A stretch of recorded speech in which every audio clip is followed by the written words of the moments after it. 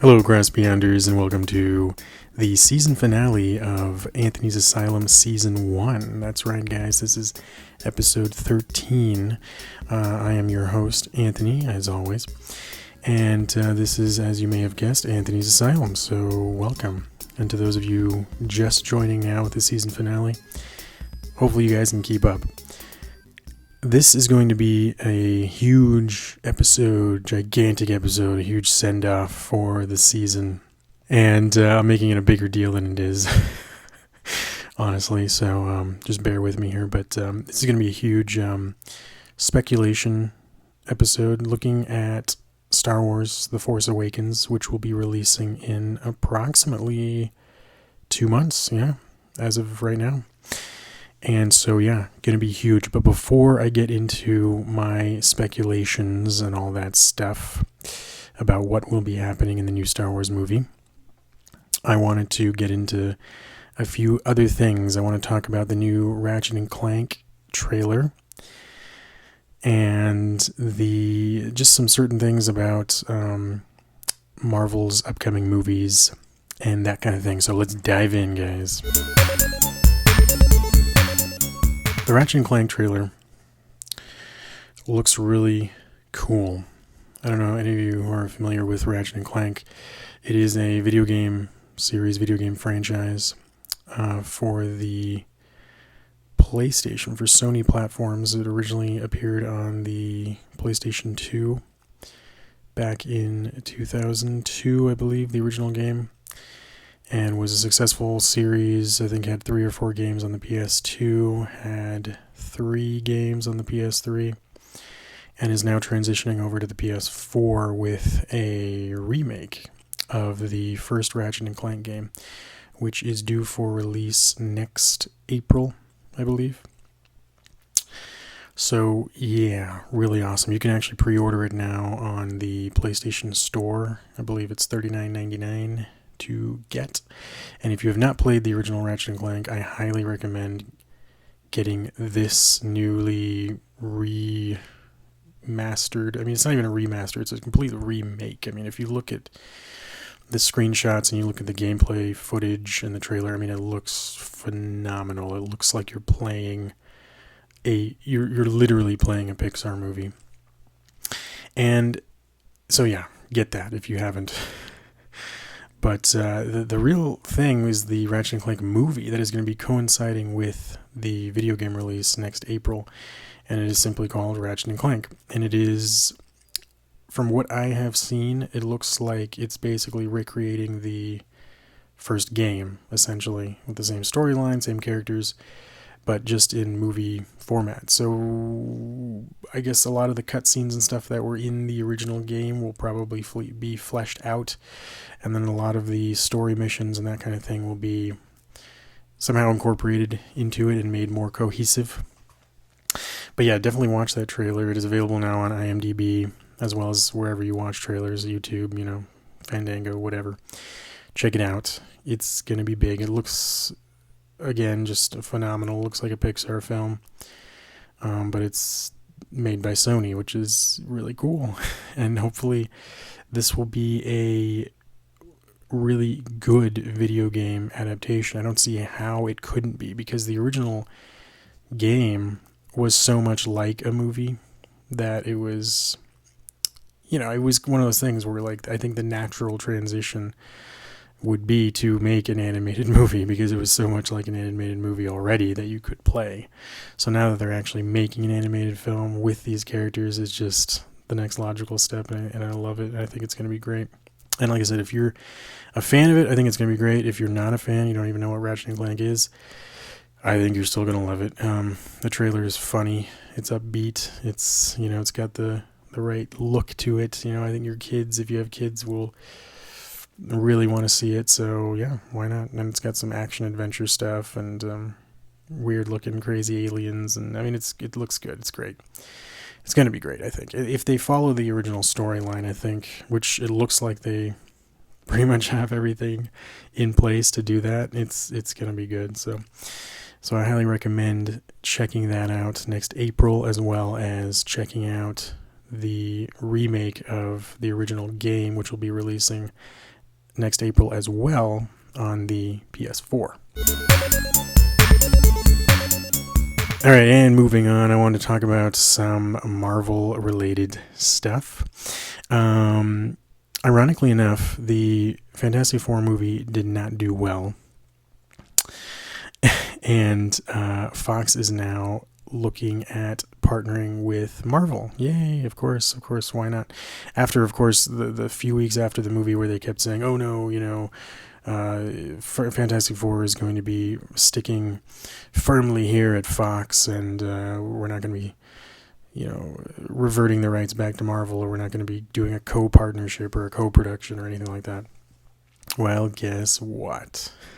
A couple weeks after that, now we get a report. Now, this is a rumor, mind you, so, take it as you will, but it looks like 20th Century Fox has struck some kind of deal with Marvel Studios to bring the Fantastic Four into the Marvel Cinematic Universe, much like Spider-Man has now been brought into the Marvel Cinematic Universe, and his appearance will be next year in Captain America Civil War, which really looking forward to that one.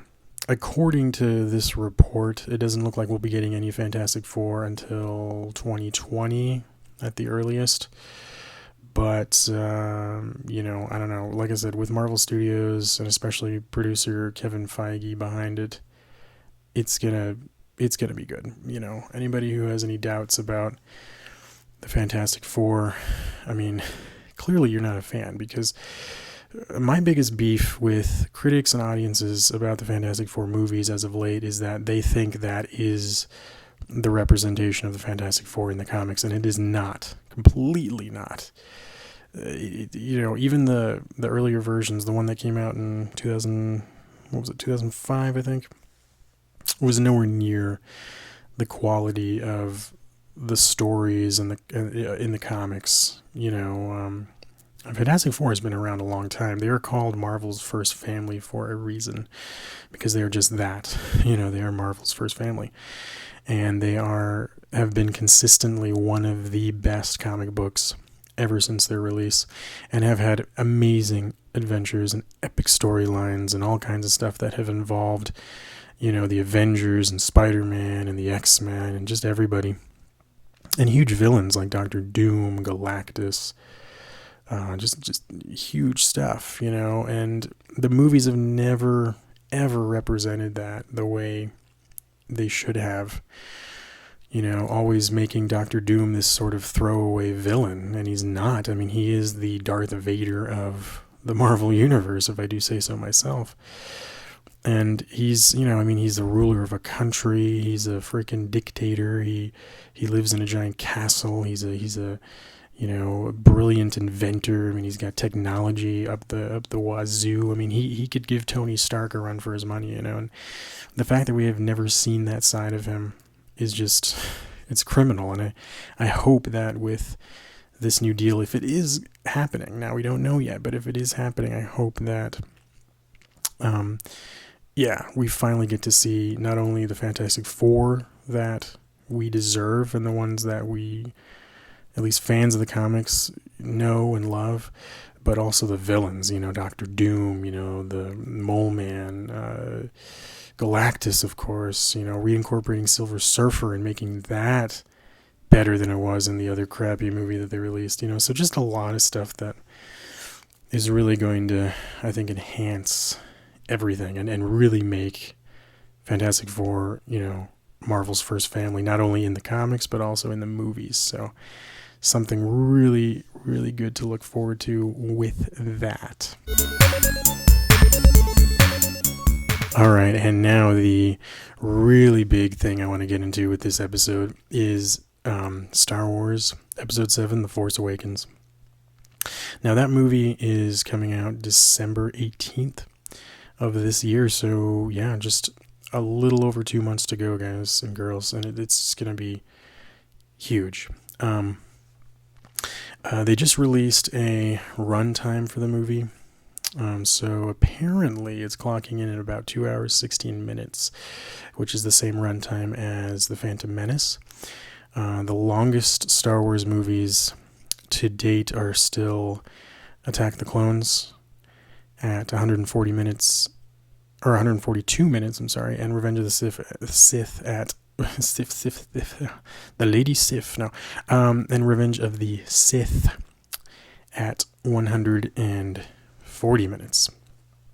So we're getting a pretty, average length Star Wars movie, so nothing to worry about there in terms of length. I mean, I know a lot of people, myself included, would love to see a 3-hour Star Wars movie someday, and if that ever happens, I mean, yeah, awesome, right? I mean, if it's a good story and whatever, good characters, then, I don't mind sitting in the theater watching it for however long it goes on.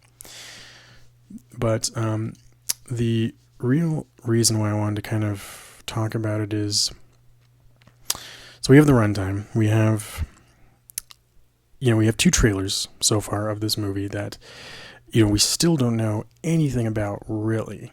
There's been no plot revealed. There's been nothing. I mean, we have a few confirmed characters so far. Of those characters, we have Finn. No first name, no last name. We don't know if that, what Finn is, if that's his first name or his last name. We have Poe Dameron. So interestingly enough, we have a character who has a first and last name here, who is apparently a pilot, an X-Wing pilot. And we have Rey. Again, don't know if it's her first name or last name, but her name's simply Rey. And then, of course, we have some supporting characters. BB-8 seems to be really big right now. The toy is everywhere. And there's even a build, what is it called? Like build a droid type thing that's going around where you can build your own BB-8, which is fantastic, for kids and stuff like that. And even for grown-ups, for crying out loud. I mean, geez, I really want one of those. And, Captain Phasma, who is this, metallic armored stormtrooper-esque looking, Amazonian woman. I mean, it's interesting. It's actually a woman. We don't know that. We're only told that through the description, but because she's pretty much always wearing her helmet. And then we have a guy called General Hux, who seems to be some sort of Imperial officer. Maybe not Imperial. And I'll get into that a little bit later. And then we have Kylo Ren, who is, the StarWars.com website describes him as a dark warrior strong with the Force. So it does not say he is a Sith. Although, obviously from what we've seen, he is clad in black and does wield a red crossguard lightsaber. So, interesting, right? Those are the main players as of right now. And of course, we have the return of the original heroes. We have Luke Skywalker in some capacity. We haven't seen much of him either. We have Princess Leia, who, I don't know, I guess she's probably still a princess. She may be a queen. Anyway, let me get into all this stuff as we go. And then, of course, we have Han Solo. And then the droids, R2-D2 and C-3PO, and Chewbacca. So there we go. Character rundown. Very brief and hopefully very concise. I will try and keep this as cohesive as possible. And I'm sorry if I'm going to be losing some of you with this speculation that I'll be going into. But this does require that you are somewhat versed in the Star Wars universe and have seen all the movies, of course, and know something of, the expanded universe, the Clone Wars, that kind of stuff, even though the expanded universe now is not technically canon, I believe that the new filmmakers going forward will be deriving certain things from the expanded universe. Now, the expanded universe is called Star Wars Legends. It's now part of the Legends universe. It's something that is almost an alternate timeline type thing, which is interesting. It's good that they have kind of made it that. I think originally it was going to be more of like, okay, it's not even part of the Star Wars universe anymore, and I think a lot of people were pissed about that, myself included. But I'm glad that they have sort of reincorporated it as more of a Legends kind of timeline thing, so I don't know. But anyway, that's for a different episode. So let's get into this now. So what are the things that we know about The Force Awakens so far? We know these things, right? We know these characters are in it. We know that the original characters from the original trilogy are in it, or at least the main 3 characters. And we know that it is 30 years after Return of the Jedi. So let's look at Return of the Jedi. Let's look at what happened at the end of Return of the Jedi that would logically lead into an episode 7 that is 30 years after Return of the Jedi. So with Return of the Jedi, we get Luke finally becoming the Jedi that he always, wanted to be since A New Hope. Finally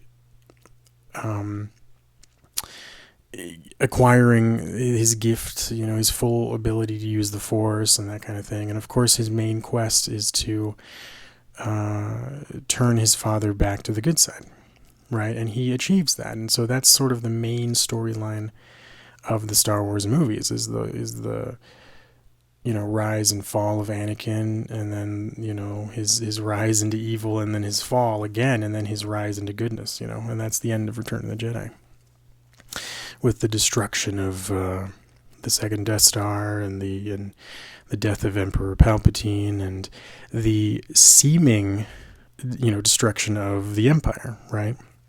And that's what we see at the end of Return of the Jedi, and specifically the newly remastered version, whatever the hell you want to call it, the definitive version, that includes all of the end celebrations, on different planets like Coruscant and Tatooine, and they added Naboo and different things like that. So that's it, right? The story of the original trilogy has come to a close. We started with war. We've always had war. We've had this rebel alliance that was fighting them. And then we finally get at the end of Return of the Jedi, the rebel alliance finally stopping the Empire and shutting them down, right? And of course, as we know, anybody who's read the expanded universe, it did not end there, right? There's always been stragglers. There's always been people like Admiral Thrawn, just different characters throughout the galaxy who are still loyal to the Emperor and to the Empire and that kind of thing. And, because you have to remember from the first movie, A New Hope, remember all those guys, those governors, like Governor Tarkin, played by Peter Cushing, and all those different dudes. They had their own systems. Remember, the Senate was dissolved so that these governors could control their own systems, right? So, it is kind of ridiculous to assume that every governor or whatever was on the second Death Star, and that they destroyed every lieutenant, every captain, every admiral, whatever, in the Empire at the end of Return of the Jedi. The truth is they didn't. It was simply a battle. It was definitely a key battle. It was a battle that, destroyed the second Death Star, which was arguably the Empire's most powerful weapon. It destroyed their most powerful Death Star, or Star Destroyer, which was Darth Vader's Super Star Destroyer. And it effectively killed the Emperor. So, those are three things there that, you if not having completely destroyed the Empire, it definitely weakened the Empire to a point where after that, the rebellion can definitely probably, snuff out the rest of these dudes, right? They could probably just go into Coruscant, and take over. And that's what I'm assuming happened. So now let's go into the speculation part of it. And that's kind of my thing is, like I said, even though the Battle of Endor is simply that, just kind of a battle, I do think it leads to a more decisive win by the rebellion. I think it leads to the rebellion, the rebel forces, led by Han Solo, Luke, and Leia, of course, and Lando, and everybody, going into Coruscant, perhaps fighting the last, stronghold that was there, and going back in to Coruscant, to the capital city, and rebuilding all that. And I think the time between Return of the Jedi and The Force Awakens is pretty much that. I think it's going to be the rebuilding of the Republic. And obviously it's stuff that we're not going to see, but it's going to be something I think that is going to be implied, and it may even be in the opening crawl. I mean, we don't know.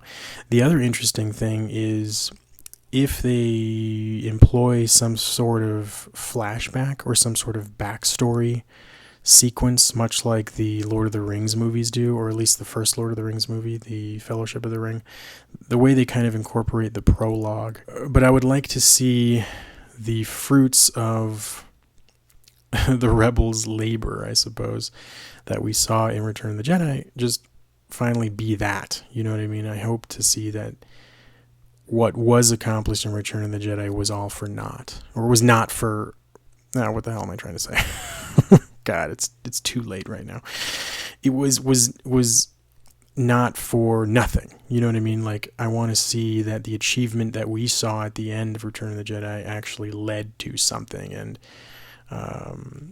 so I hope that it starts with that. Because I'm a little worried about that aspect because of how prominently these new bad guys figure. So we have, based on what we know now from the two trailers and, of course, StarWars.com, we have these two factions, and obviously we have the good side and the bad side. The good side is called the Resistance. Okay? I will get into that a little bit later. But yeah, and the bad side, from what we can see, is called the First Order. Okay, so it's not called the Empire. It's not the Galactic Empire. So I think that, for me anyway, taking this into sort of where I want to go, is a good thing. It's a good sign. It is showing that it is not the Empire, which is good. However, what I think the First Order is something within the Republic that is trying to bring back this form of imperial rule. Much like, in other governments, for instance, or something like if you look at World War II, pre-World War II Germany, the Nazi Party coming from within and saying, hey, we're better, we're awesome, look at us, we can fix the country, we can fix the economy, we can do all this, but you must join us and believe what we believe, and that kind of thing. And so I think that's what the First Order is in this movie. I think rather than being the rulers of the galaxy, rather than being the Empire, which I think a lot of people are saying this is just sort of a new form of the Empire. I don't think it's so much that. I think it's in the same way as the prequel trilogy, showing the separatists and that kind of thing. They are just, I think, simply a political ideal. And then they become something more, and I think they, by building an army and that kind of thing, and I think that's something that we're going to see in the new movie. And then going back to the good guys, they're called the Resistance, which kind of irks me a little bit because of the fact that when you think of what a resistance is, so again, going back to World War II and thinking of when the Nazis occupied France, for instance. Well, France didn't overtly fight back, right? They had what they called the underground resistance, which were these agents, or whatever you want to call them, who were doing a lot of undercover stuff and indirectly fighting against them, and that was the resistance. And so when I hear resistance, that these good guys now in the new Star Wars movie are called the Resistance, I start thinking, well, what does that mean? So is the First Order the Empire then? Is it the government that is ruling Coruscant and, surrounding star systems? And now the Resistance is the ones who are thwarting them? Or, are they the ones working undercover or whatever? I don't know. Which is kind of bothering me because you see, like, at least in the behind the scenes footage, we see a brief shot of Leia, played by Carrie Fisher, wearing these sort of very drab, sort of militaristic clothing, which is not something that you would expect to see a princess wear, or if she's a queen or whatever the heck she is now. So, she's obviously very mobile. She's obviously very into the, I don't know if she's in combat or what. but there's definitely a militaristic feel to her now. And we'll see. Like I said, if that'll completely change everything that I'm hoping for that happened after Return of the Jedi, though, because, like I said, after Return of the Jedi, my hope is that the rebels finally win. They go back to Coruscant. They wipe out the remainder of the Empire there, and then go out and take out the rest of them throughout the galaxy. And I hope they have that victory. But the implications of this new movie now, with the good guys being called the Resistance, gets me kind of like, like I said, it could still be the Republic. But what could be happening too is that there's this political force. Like I said, there could be, what if Leia's the Chancellor? That would be very interesting, of the Chancellor of the New Republic. Or Han Solo, for that matter. I don't know. Probably not Han Solo, but I think Leia, because we actually saw that happen in the expanded universe. So I don't know. Like I said, I believe that they may use some of that. They may extract some of the really good stuff that happened in the expanded universe, such as, Leia becoming the Supreme Chancellor of the Republic at some point, the New Republic. So we may still see that, and I hope we do. I think that's where my mind goes when I start thinking about where this new story is going. So I think we'll have the Republic. I think what's going to happen is that the First Order is a new faction or a new group, a new, a new political group stewing, within the Senate, within the Republic, gathering followers. Maybe there is still, lingering corruption within the Republic. Maybe there's still this belief that people don't really want a huge system ruling government. And the First Order is against that, and maybe they're fueling these people's, these star systems and these societies, their beliefs that the First Order can help and make their lives better and blah, blah, blah. And so maybe the resistance refers to, a resistance within the Republic to sort of thwart these First Order, whatever, people, politicians or evil people. I mean, like I said, we definitely have some dark warriors like Captain Phasma, Kylo Ren, so there's definitely some stuff going on and that is not completely legal, if you know what I mean. So talking a little bit about Leia before gets me into talking about, of course, the relationship between Han and Leia and where that is in the new movie. So at the end of Return of the Jedi again, and I'll be referring back to Return of the Jedi a lot because that was really the end, you know what I mean, as far as the movies are concerned. And so that's really the jumping off point I think that we can use is Return of the Jedi. But at the end of Return of the Jedi, Han and Leia's relationship was pretty much that they were together, right? They were a couple. And in the expanded universe, they end up getting married. And they end up having 3 children. And they are all Force-wielding children. They are all strong with the Force. And Leia, as well, begins to learn some of the Force from Luke and begins to hone her skills and her abilities and eventually ends up building a lightsaber and then wielding a lightsaber, as well as her kids doing the same thing.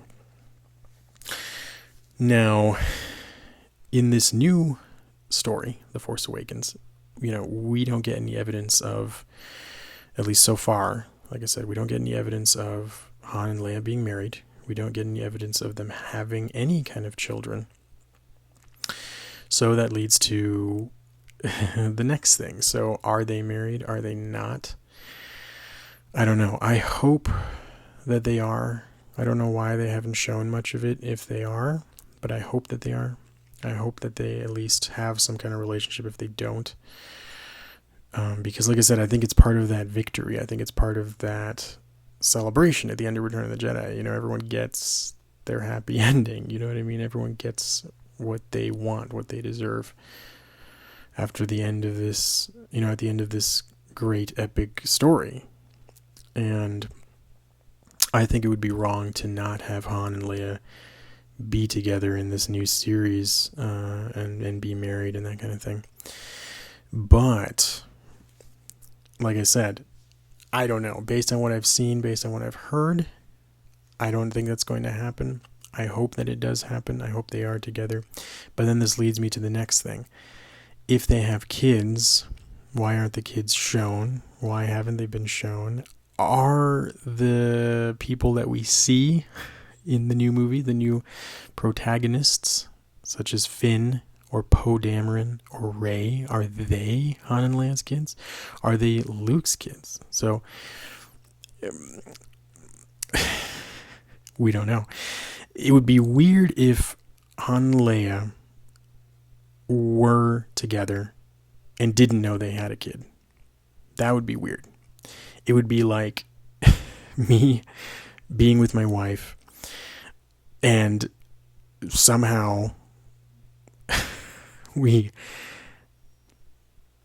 had a kid somewhere down the line, and then 20 years later or 30 years later, this kid pops up and says, "Hey, I'm your kid," and we're just like, "What? There's no way." It would be like that. It would be completely stupid and ridiculous. So here we go. If Rey or Finn or Poe Dameron or even Kylo Ren are any of the children of either Han or Leia or Luke and, some other lady that is long gone now or whatever, it would be, I don't know, it would be the dumbest thing ever, I think. So I hope that's not the case. I could see somehow if Han and Leia maybe got married after Return of the Jedi, obviously slept together and that kind of thing, as you do, right? And then maybe they had problems, maybe things didn't last, maybe they were like, you know what, maybe Leia came to her senses and thought, you know what, Han Solo's a real freaking jerk, I don't like him anymore. I don't know, and maybe they had a divorce, right? So let's just say this happens. And down the line, of course, Leia is pregnant, doesn't tell Han, doesn't have to tell Han, really, because they're divorced now, doesn't tell Han.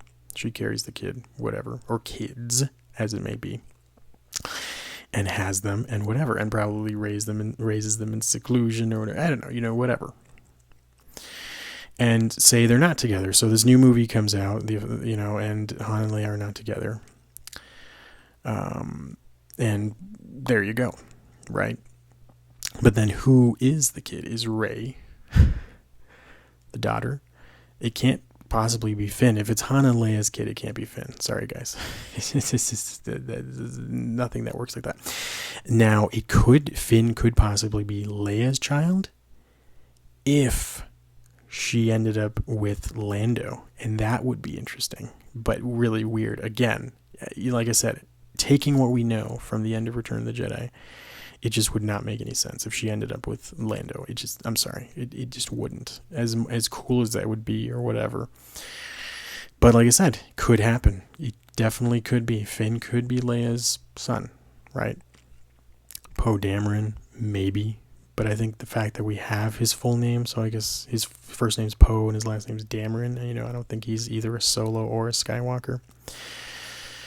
But that being said, Luke, it would be interesting because in the expanded universe, Luke meets Mara Jade, right? And Mara Jade is a huge fan favorite character. And she was originally a dark Jedi, a Sith, in training in the Timothy Zahn trilogy, The Heir to the Empire. And they end up fighting and whatever, and so he actually ends up turning her back from the dark side to the light side, and they form a bond, they form a relationship. And this is before the notion of the Jedi being chaste and not having any relationships like we see in the prequel trilogy. So, but that doesn't mean that Luke didn't fall in love with somebody and didn't marry her or whatever, or had some kind of relationship, and they end up having a kid that maybe he doesn't know about either, or something like that. That could possibly happen. And again, we don't know, if they make Mara Jade, or whoever they end up calling her, a black woman or whatever, Finn could feasibly be Luke Skywalker's kid. And there is evidence that we've seen in at least the really short trailer that just released, where Finn, has Luke's lightsaber, which is also Anakin's original lightsaber. How does Finn get Luke's lightsaber? I don't know, right? Wasn't it destroyed?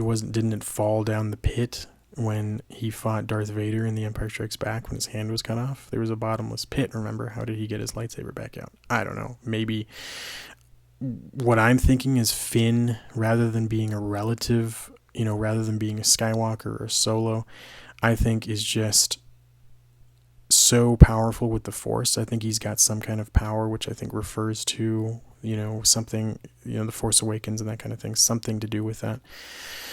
And he is perhaps fascinated by, the lore, perhaps, and maybe this will be an opportunity for aspects of the prequels to show up in these new movies. Maybe Finn does some soul searching. Maybe he does some, he gets some history lessons from somebody, I don't know, and starts looking into the Jedi and looking at, like, wow, this is really cool. And Anakin was a real hero during the Clone Wars, and maybe he, he's thinking the same thing, like Finn was a real hero in the, Luke was a real hero in the, the Galactic Civil War, and, I really want to have a lightsaber the same lightsaber that Luke had. I don't know. I mean, this could all be something that is in the movie, maybe a little cheesy or whatever, but I think it could serve, like I said, both the prequel trilogy and the original trilogy, by having some sort of history that kind of lines up with all that, and maybe these characters are interested in the history that happened, the Clone Wars or the Galactic Civil War or whatever. So I think that could be interesting to see.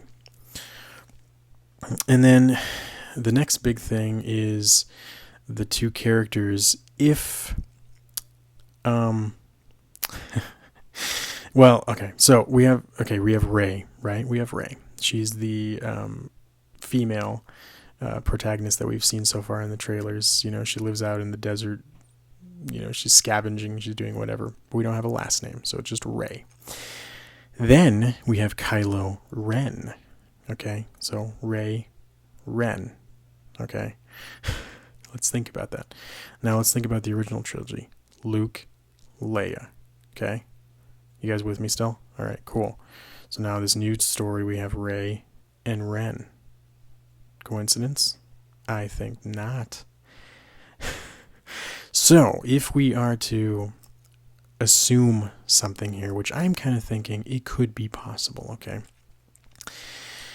I think, from what I've read, Kylo Ren, I think Kylo is his title, right? There's something called, or I could be mixing that up. It's either the Knights of Kylo or the Knights of Ren. If it's the Knights of Ren, this will make no sense, because it's just the Knights of Ren, and there's probably no significance in Ren and Rey, and it could just be whatever. But I think, though, that Rey and Kylo Ren are, if there's any kind of relation that's going to be in this new story, I think it's going to be them. I think they are siblings, and I think they are going to be twins. Now, like I said, though, if Han and Leia are not together, yet they were together, of course, because we saw that at the end of Return of the Jedi. So they were together at some point. They got married, whatever. They, slept together. But they got separated or divorced. And Leia ends up pregnant. Perhaps pregnant with twins, right? But this is unbeknownst to Han and everybody else, because she was probably trying to pursue her political career in the New Republic, right? And so she raises in ranks. She, in hopes to become the new chancellor or whatever, I don't know. This is all just whatever, me daydreaming. So, but what if she had these twins, Rey and Kylo, or whatever the hell his name is, or if his name's Ren, whatever, I don't care.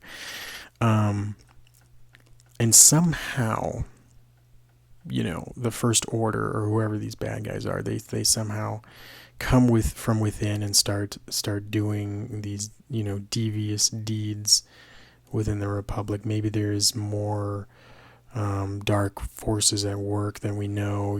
Maybe the Sith are returning. All this kind of stuff could be happening. And so she, in much the same way that Obi-Wan and Yoda took Luke and Leia, maybe she decides, wait, I gotta hide my kids or whatever. You know what I mean? I don't know. And so she sets them off on these different courses. Why she would do that, I don't know. I don't know why the hell. Yeah, anyway, I get why Obi-Wan and Yoda did it, because obviously Anakin ended up being a child murderer, and Padme, of course, ended up dead. So there you go. But the fact that Han and Leia are still alive in this new movie, and the fact that, I don't know, it's all just, I don't know, we're not really going to know until the movie comes out, which is why this is so, like, oh, to me, I'm just like, oh, come on, hurry, guys. December can't come here soon enough. That's for damn sure.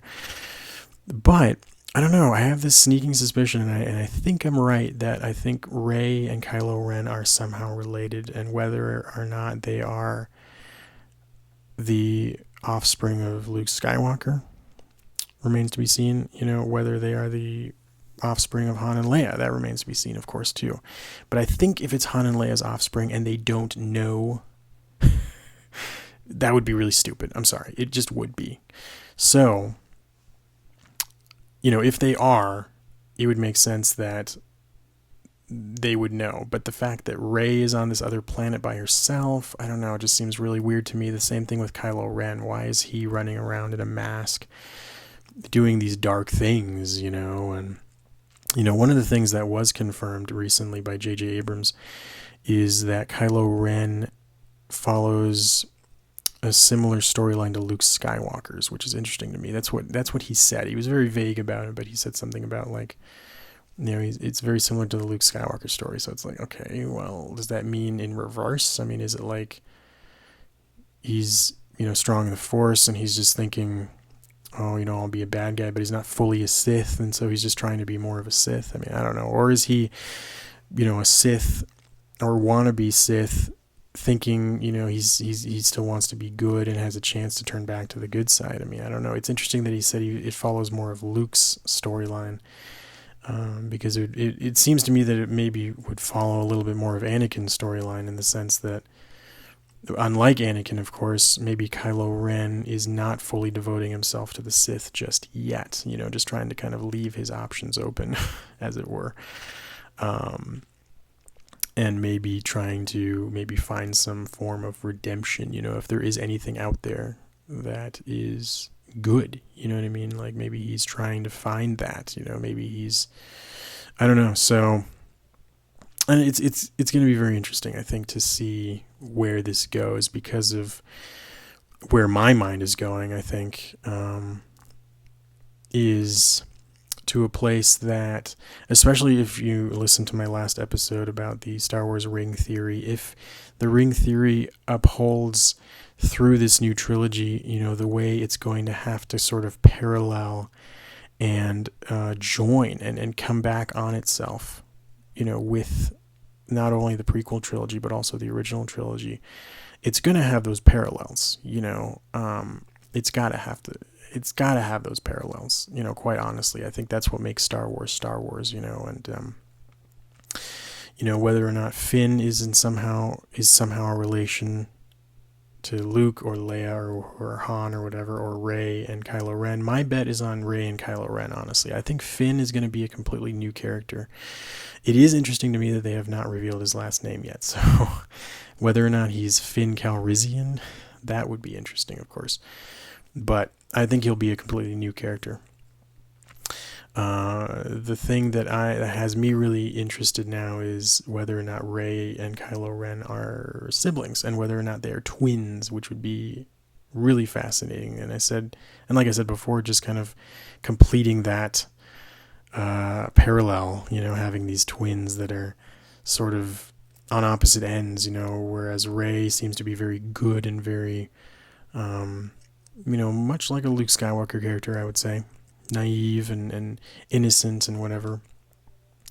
Kylo Ren just looks to be sort of, not really the ultimate bad guy in that sense yet, but somebody who probably has had some kind of tortured past or childhood or something, and is just trying to come to terms with, what he's probably experienced, or, what he's, what he thinks is right. And obviously right now what he thinks is right is, following the Sith, or whatever these Knights of Ren or Knights of Kylo are, whether they are just like a sect of the Jedi that has sort of broken off and become more dark, or whether they are fully Sith or whatever. I mean, we don't know.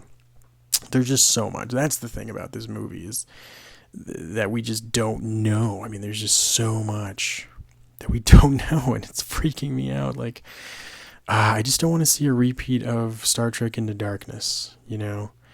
Anybody who's seen that movie, and spoiler alert for anybody who hasn't, but come on, the reveal of Benedict Cumberbatch's character as Khan was dumb, and the movie ended up being simply an inferior remake of not only the Wrath of Khan movie, but also the original episode that featured Khan in the original Star Trek series, Space Seed. I mean, it was essentially combining those two episodes, or that one episode, with the movie, and then just making it worse. It was, and there was some good in that movie too. Don't get me wrong. There was some good action. There was some good, visual effects, some good character stuff. But ultimately, it failed as a piece of Star Trek cinema, as a piece of Star Trek lore, as something that is meant to preserve that and push it forward into the final frontier, or whatever you want to call it. It just failed, and I don't know. I mean, it kind of gets me worried thinking that Abrams is now in charge of this new movie, and I hope he gives Star Wars a little bit more respect or a lot more respect actually, than he gave to Star Trek. That's for damn sure.